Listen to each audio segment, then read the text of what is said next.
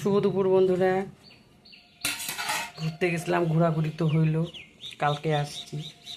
তো দেখো বন্ধুরা, এখানে করলাম কাতল মাছের ঝোল আলু দিয়ে, ঝিঙা দিয়ে, এই দেখো। আর এখানে গিমা ভাজছি, অল্প একটুই আছে। আর এখানে মুসুর ডাল চচ্চড়ি করলাম, এই দেখো মুসুর ডাল চচ্চড়ি।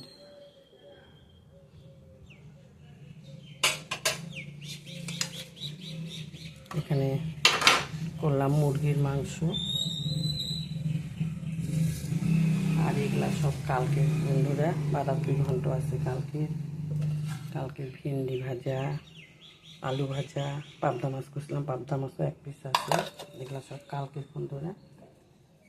এই যে মাছের মাথা দিয়ে একটু তেল দিয়ে তেল চচ্চড়ি করলাম।